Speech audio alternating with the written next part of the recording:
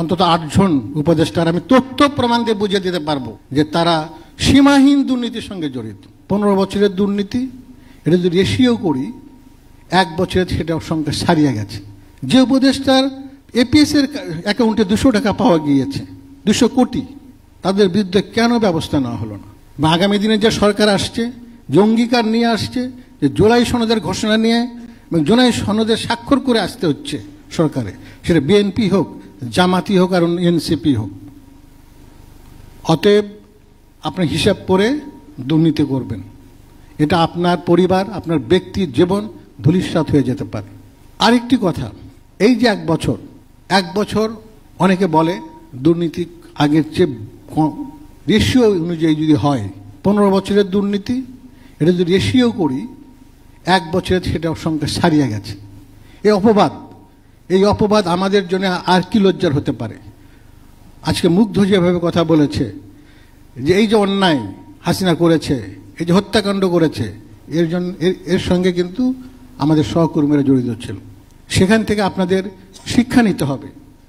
এবং তারা কিন্তু অধিকাংশই এখন পলাতক, অধিকাংশই কিন্তু জেলখানায়, অধিকাংশ দুদিকের জালে আটকে গেছে। অতএব আপনাদের এইখান থেকে শিক্ষা নিতে হবে। ভবিষ্যতে কোনো দলের প্রতি কোনো অনুকম্পা আপনাদের দেখানোর দরকার নেই। আজকে চেয়ারে বসছেন অন্তত 8 জন উপদেষ্টার আমি তথ্য প্রমাণ দিয়ে বুঝিয়ে দিতে পারবো, আমার সচিব আছেন 2 জন, যে তারা সীমাহীন দুর্নীতির সঙ্গে জড়িত। এবং আগে তাদের কন্ট্যাক্ট করা ছাড়া গুরুত্বপূর্ণ পদে কোনো রকম নিয়োগ হবে না, কোনো বদলি হবে না। আমার কিছু প্রমাণ আছে, প্রমাণ কথা বলি না।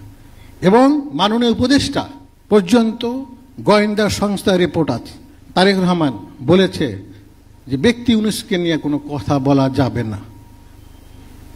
কিন্তু আমার কষ্ট, যেগুলো উপদেষ্টাদের দুর্নীতি প্রমাণ হয়েছে, যে উপদেষ্টার পিওর অ্যাকাউন্টে 400 কোটি টাকা পাওয়া গিয়েছে, যে উপদেষ্টার এপিএস এর অ্যাকাউন্টে 200 টাকা পাওয়া গিয়েছে, 200 কোটি, তাদের বিরুদ্ধে কেন ব্যবস্থা নেওয়া হলো না?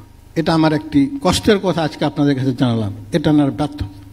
আরেকটা অপবাদ আছে, এই সরকার বিদেশি সরকার, বৈদেশিক সরকার, এই সরকার এনজিওর সরকার, এই সরকার গ্রামীণ সরকার, ব্যাংক সরকার, এই সরকার চিটাগাং সমিতির সরকার। আমরা ডক্টর মোহাম্মদ ইউনূসের কাছে এটা আশা করি। স্বাস্থ্য উপদেষ্টা নূরজাহান বেগম, হুইসি স্বাস্থ্য মন্ত্রণালয়ের মতো একটা মন্ত্রণালয় বেগম নূরজাহান চালাতে পারে? যা হওয়ার তাই হচ্ছে। আজকাল স্থানীয় সরকার বলেন, যুব ক্রিয়ামূলক, এত 2টা বড় প্রতিষ্ঠান, একজন অনভিজ্ঞ মানুষকে দিয়ে বসানো আসা হয়েছে। কি হচ্ছে সেখানে? এটা ডক্টর মোহাম্মদ ইউনূস জানেন, কিন্তু কোনো ব্যবস্থা নেওয়া হচ্ছে না। তা আমার বক্তব্য হলো, হতাশার কথাটা আমি বললাম এই জন্যে, এখান থেকে আমাদের শিক্ষা নিতে হবে।